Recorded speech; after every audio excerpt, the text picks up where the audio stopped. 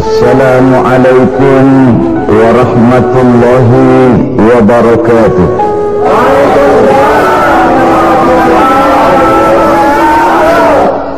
Bismillahirrahmanirrahim. Alhamdulillahi rabbil alamin. Wassalatu wassalamu ala ashrafil anbiya'i wal mursalin wa ala alihi wa ashabihi al-mujahidin at-tahirin. Amma ba'du.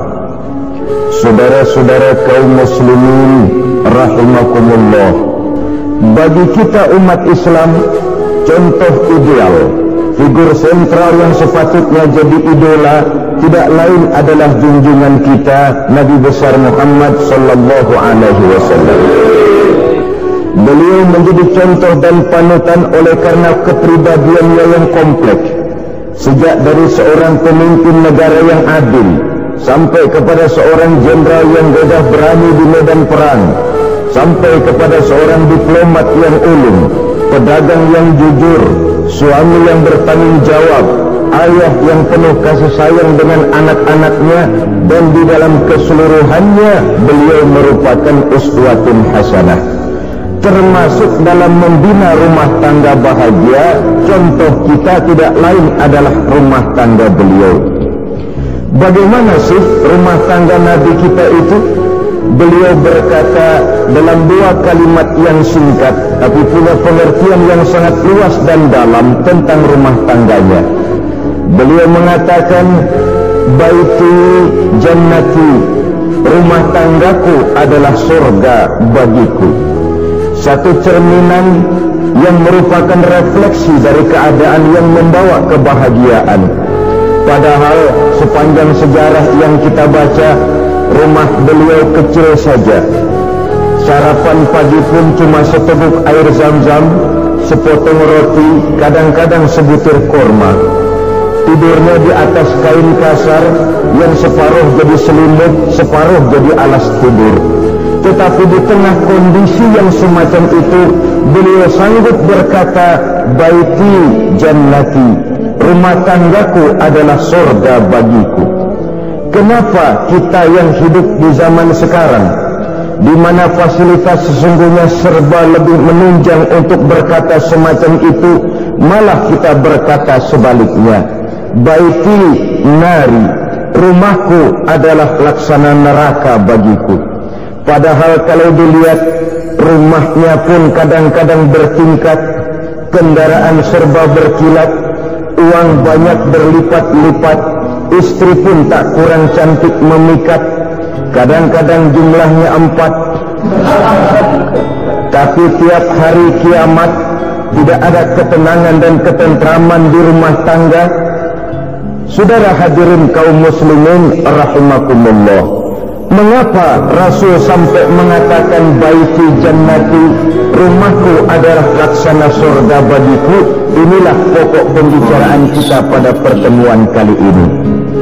Sebagaimana yang kita maklum bahwa nikah dalam pandangan Islam bukan hanya sekedar untuk memenuhi kebutuhan biologis manusiawi, tidak hanya sekedar untuk memperkembangbiakkan keturunan, dan juga tidak pula untuk memperturutkan hawa nafsu.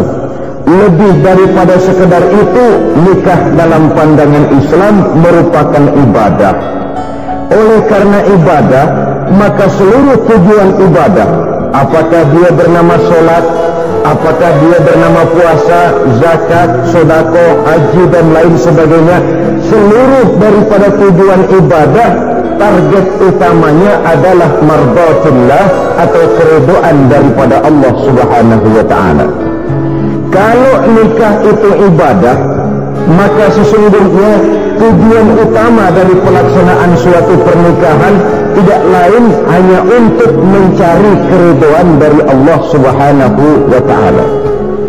Bukankah kalau kita tanya tiap orang yang melakukan nikah, kenapa sih kamu nikah dengan dia? Jawabannya bisa macam-macam. Yang umum, karena saya cinta dia. Ada yang berkata, karena saya ingin mendapat ketenangan hidup. Ada yang bilang, karena saya ingin hidup teratur. Ada yang mengakui karena saya ingin dapat keturunan dan lain sebagainya. Tetapi sesungguhnya menurut ajaran agama, kalau nikah merupakan ibadah, jawaban intinya ialah saya melakukan nikah untuk mencari keridhaan dari Allah Subhanahu wa ta'ala. Ini konsekuensinya kalau nikah merupakan bagian daripada ibadah. Rumah tangga yang didirikan atas dasar mencari keridhaan Allah, maka akan diwarnai oleh nilai-nilai luhur daripada ajaran agama. Tanpa harta orang memang sulit untuk bahagia, tapi harta bukan jaminan orang lalu akan bahagia. Harta pada suatu saat akan berakhir, kecantikan akan berkurang, pangkat dan jabatan akan sampai kepada batasnya. Tetapi agama, keyakinan, nilai-nilai iman, itulah pegangan kita yang kekal dan abadi. Sebab itu dalam surah Ar-Rum ayat ke-21 Allah Subhanahu wa ta'ala menjelaskan, wa min ayatihi an khalaqa lakum min anfusikum azwajan litaskunu ilaiha wa ja'ala bainakum mawaddatan wa rahmah. Dan di antara tanda-tanda kebesaran Allah, dijadikannya bagimu istri-istrimu dari diri kamu sendiri, litaskunu ilaiha, agar kamu bisa hidup tenang bersamanya, wa ja'ala bainakum mawaddatan wa rahmah, dan dijadikannya di antara kamu rasa cinta dan kasih sayang. Umumnya pernikahan terjadi karena mawaddatan wa rahmah ini, cinta dan kasih sayang. Atas dua dasar itulah rumah tangga didirikan orang. Atas dasar itulah seorang laki-laki dan seorang perempuan memadu janji untuk membagi suka dan duka dalam hidup ini secara bersama-sama. Namun kalau kita renungi ayat ini, Allah tidak hanya menjadikan cinta, tapi Allah juga menjadikan kasih sayang.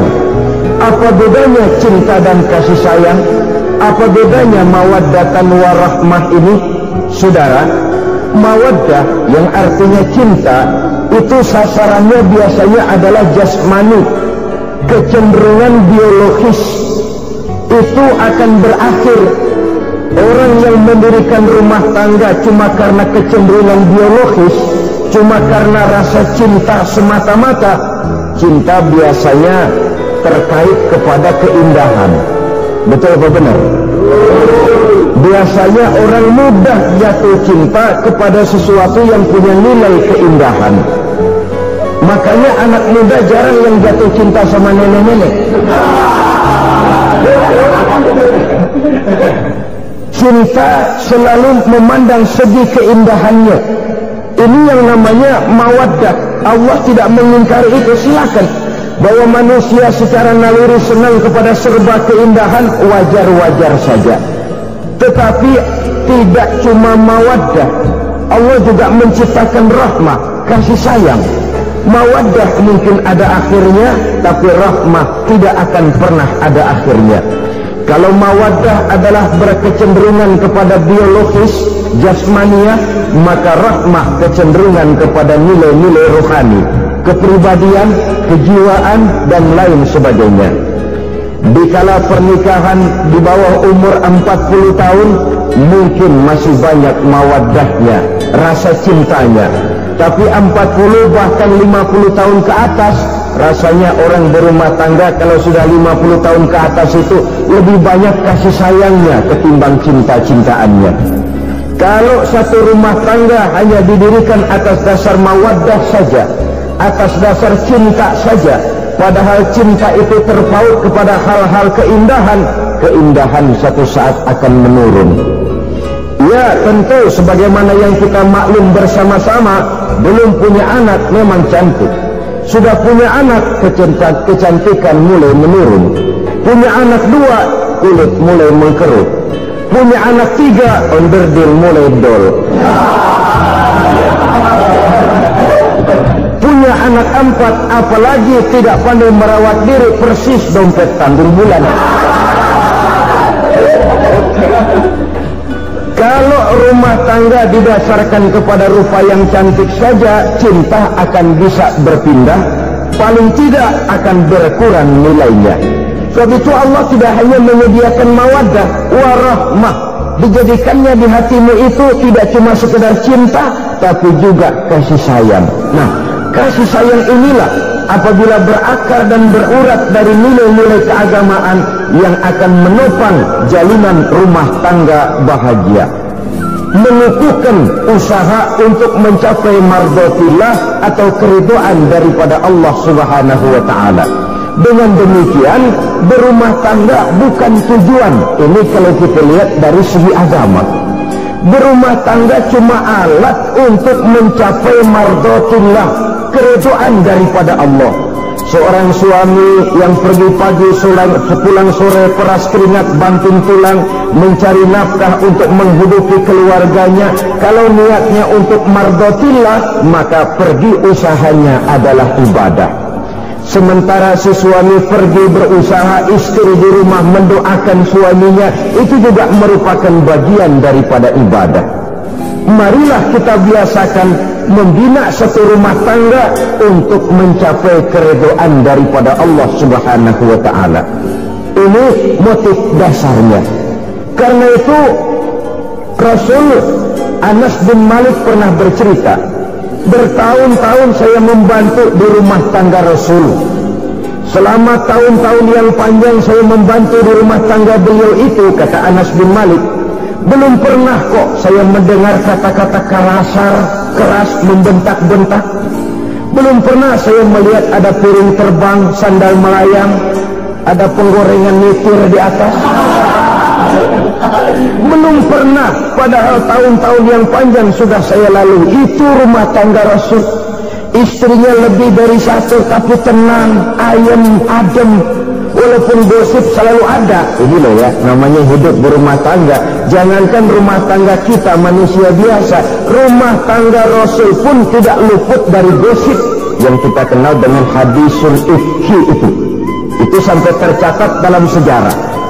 Tetapi yang jelas, dengan istri yang lebih dari satu, rumah tangganya tenang, tentram, adem. Kita di rumah tangga istri satu, seminggu 7 hari, berantemnya 6 hari. Cuma 1 hari gencatan senjata. Saudara hadirin yang saya muliakan, kalau tujuan rumah tangga adalah mardhatillah, apa ciri dari suami istri yang menegakkan rumah tangga untuk mencapai ridho Allah itu? Pertama, sepasang suami istri yang membina rumah tangga semata-mata untuk mencapai keridhaan Allah, cirinya yang pertama, bersyukur apabila beroleh nikmat. Ini ciri yang pertama. Bersyukur kepada Allah, kepada sesama berterima kasih. Suami berterima kasih kepada istri, bertahun-tahun didampingi hidupnya, dicucinya pakaiannya, dimasaknya makanannya, tidak istri mengeluh oleh hidup lebih banyak kurangnya daripada cukupnya. Suami pandai berterima kasih kepada istrinya, sementara istri pun bisa berterima kasih kepada suaminya. Bertahun-tahun suami peras keringat, banting tulang mencari nafkah, menjadi palang dada terdepan apabila ada masalah-masalah yang besar. Kedua-duanya lalu punya timbangan. Nah inilah ya, saya pesan kepada suami, kepada para suami, kepada para istri, supaya di rumah ada timbangan. Perlunya apa? Kalau pada suatu saat istri kita salah, suami cepat-cepat ambil timbangan, lalu ditimbang mana yang lebih berat, salahnya atau dosanya, benarnya atau kesalahannya. Ini istri saya jasanya begini, lalu jasanya begini, salahnya ini, mana yang lebih besar, jasanya atau salahnya? Dengan adanya timbangan, maka keputusan akan objektif. Tapi kalau timbangannya emosi, salah sedikit saja sudah main bentak, main usir, akhirnya keputusan akan mendatangkan kerugian. Sebaliknya, kalau suami yang salah, istri ambil timbangan, ditimbang mana lebih besar jasanya atau salahnya. Jangan sampai nanti terjadi pepatah panas setahun habis dihapus oleh hujan satu hari. Jasa istri yang puluhan tahun hapus oleh kesalahannya yang sedikit, atau jasa suami yang bertahun-tahun hapus oleh kesalahannya yang sebenarnya tidak seberapa. Akibat apa itu terjadi? Karena tidak adanya timbangan. Dari rasa bersyukur dan dari rasa berterima kasih ini, saudara-saudara, akan timbullah sifat saling menghargai. Suami menghargai istri, istri pun menghargai suami. Istiqomah, dikasih uang 5.000 senyum, dikasih uang 500 senyum. Itu namanya istri yang pandai bersyukur. Kalau tidak 5.000 nyengir, 500 manyun. Tahu manyun? Kayak bemo nyari setoran, monyong saja. Ada sikap istiqomah di dalam membina kehidupan berumah tangga ini. Kalau mengerti posisi suami, ini termasuk tanda berterima kasih. Suami saya itu kerjanya apa, golongannya apa, gajinya sebulan berapa. Di atas dasar itu, lalu istri menjadi istri yang tahu diri. Walaupun suami harus menyenangkan istri, istri pun hendaknya nimbang, tahu batas kemampuan suami. Kemauan mungkin tidak terbatas, tapi kemampuan sangat terbatas. Kalau suami pegawai kecil, ya mintalah yang kecil-kecil. Kalau suami pegawai rendah, mintalah yang sesuai dengan kemampuannya.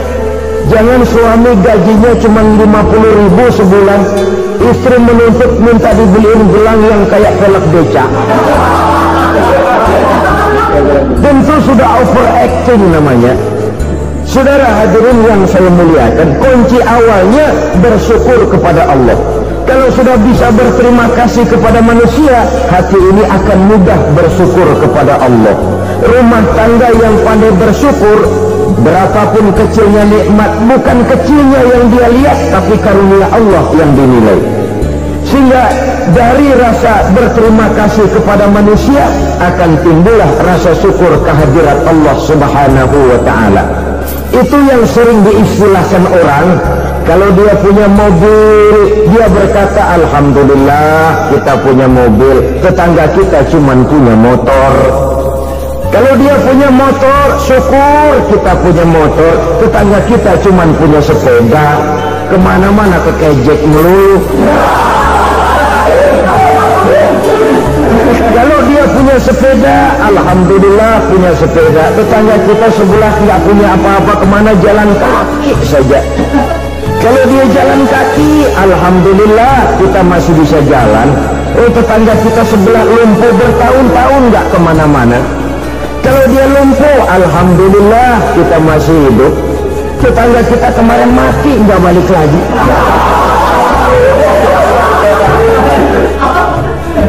Lalu akan timbul rasa syukur. Tapi kalau sudah lumpuh melihat yang bisa jalan melihat yang naik sepeda, yang tidak punya sepeda lihat yang punya motor lihat yang punya mobil, yang punya mobil lihat yang punya pesawat. Kapanlah kita ini pandai bersyukur?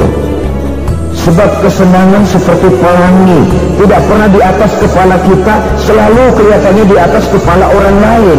Sehingga kalau ngobrol orang sering bilang, lu sih enak lo gue lihat, gue kebelangsa amat nih ya. Setiap orang ngomong kepada kita begitu nadanya. Kita yang dilihat enak, sementara kita melihat orang lain enak. Tukang tahu melihat tukang tempe enak, tukang tempe melihat tukang tuak enak, tukang tuak bilang tukang sirsak enak. Enak itu seperti pelangi. Namun kalau kita mau merenungi, tidak pernah Allah berhenti memberikan nikmat kepada kita. Sejak kita bangun tidur sampai kita tidur kembali, bahkan tidur itu sendiri, seluruhnya tidak pernah putus dari nikmat Allah. Bahagia ada di gubuk rewet, bahagia ada di rumah mewah, bahagia ada di hati kopral, bahagia ada di hati jenderal. di gunung dan di kota, di hutan belantara dan di desa, di keheningan malam atau di keramaian siang, kalau kita mau mencari, bahagia selalu ada. Tapi hati yang tidak pandai bersyukur, bagaimanapun banyak kebahagiaan yang meliputi hidupnya, dia tidak akan pernah pandai mensyukurinya. Maka berterima kasihlah kepada istri, berterima kasihlah kepada suami, bersyukurlah kehadirat Allah Subhanahu wa ta'ala. Saya sering mengatakan, ibu-ibu walaupun suaminya itu jelek, mukanya rebek, matanya belek, hidungnya pesek, potongannya brengsek,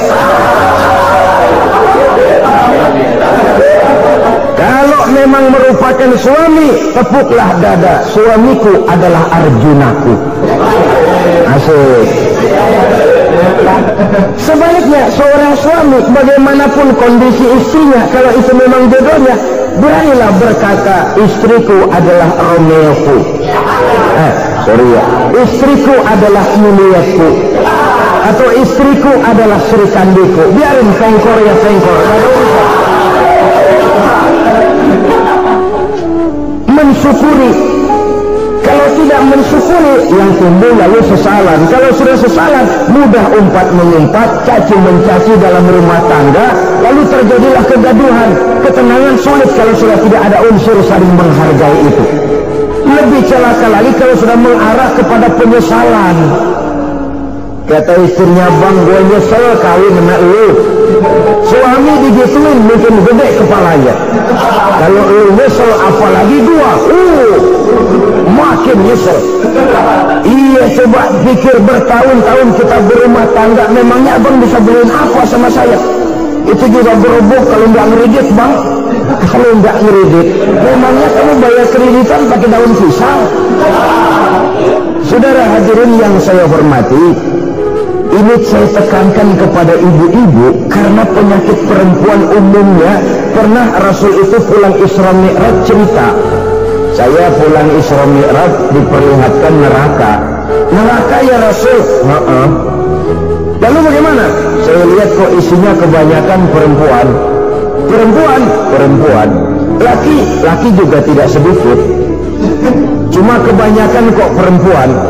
Apa perempuan tidak sholat ya Rasul? Sholat. Tidak puasa? Puasa. Tidak ngaji? Rajinan dia sama suaminya. Tapi kenapa lebih banyak di sana? Rasul berkata, hunna yakfurnal asir. Penyakit umum dari perempuan tidak pandai berterima kasih kepada suaminya. Ini rupanya penyakit umum dari tahun atu. Saudara hadirin yang saya muliakan, jadi rumah tangga yang didirikan atas dasar mencapai ridho Allah, maka kelihatan dari pasangan suami istri menjadi orang yang pandai bersyukur terhadap nikmat. Bukankah dalam surah Ibrahim ayat 7 Allah berjanji, la in syakartum la azidannakum wa la in kafartum inna azabi lasyadid. Kalau kamu pandai bersyukur, aku tambah nikmatku. Kalau kamu ingkar, tidak mau bersyukur, azabku itu hebat dan pedih. Rumah tangga yang suami istrinya tidak bersyukur, disiksa oleh perasaannya sendiri. Tetangganya dapat nikmat, dia yang meriang. Tetangganya dapat kesenangan, dia yang sakit hati. Dia tidak melihat nikmat yang diberikan kepadanya, nikmat yang orang lain punya aja yang diingkar. Nikmat orang lain aja dihitung-hitung.